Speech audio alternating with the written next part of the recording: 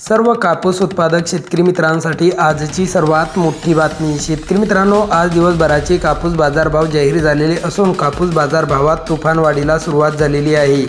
तर कोणत्या बाजार समितीत कापूस या पिकाला सर्वात जास्त भाव भेटत आहे हे आपण या व्हिडिओमध्ये पाहणार आहोत। जर आपण एक कापूस उत्पादक शेतकरी असाल आणि रोजचे कापूस बाजारभाव आपल्याला मोबाईलवरच बघायचे असतील तर लगेच व्हिडिओला लाईक करा, चॅनल सबस्क्राईब करा आणि सोबतची बेल आयकॉन दाबून ठेवा। सर्व शेतकरी मित्रांसाठी एक आकर्षक ऑफर। आता 1 किलोमीटरपर्यंत फोकस देणारी कमांडो टॉर्च 1800 रुपये नव्हे तर केवळ 1300 रुपयात पूर्णपणे उपलब्ध आहेत। ज्याही शेतकरी मित्रांना आपल्या शेतीच्या कामासाठी एक लांब फोकस देणारी टॉर्च खरेदी करायची असेल त्यांनी आत्ताच 200 रुपये बुकिंग चार्जेस द्या आणि उर्वरित पैसे आपल्या ॲड्रेसवर बॅटरी पोहोच झाल्याच्या नंतर द्या। चला तर व्हिडिओला सुरुवात करूया।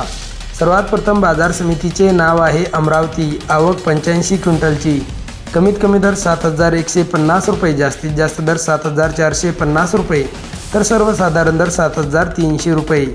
पुढची बाजार समिती आहे सावनेर। आवक 3800 क्विंटलची। कमीत कमी दर 7050 रुपये, जास्तीत जास्त दर 7075 रुपये, तर सर्वसाधारण दरसुद्धा 7075 रुपये। पुढची बाजार समिती आहे राळेगाव। आवक 2000 क्विंटलची। कमीत कमी दर 7000 रुपये, जास्तीत जास्त दर 7471 रुपये, तर सर्वसाधारण दर 7080 रुपये। पुढची बाजार समिती आहे अकोट। आवक 300 क्विंटलची।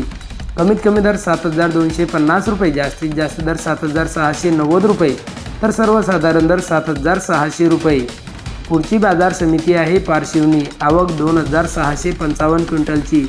कमीत कमी दर 7025 रुपये, जास्तीत जास्त दर 7125 रुपये, तर सर्वसाधारण दर 7075 रुपये। पुढची बाजार समिती आहे अकोला। आवक 2304 क्विंटलची। कमीत कमी दर 7331 रुपये, जास्तीत जास्त दर 7471 रुपये, तर सर्वसाधारण दर 7433 रुपये। तर शेतकरी मित्रांनो, हे होते आजचे लाईव्ह कापूस बाजार भाव। हा व्हिडिओ आवडल्यास व्हिडिओला लाईक करा आणि या माहितीला जास्तीत जास्त शेतकरी बांधवांबरोबर शेअर करा।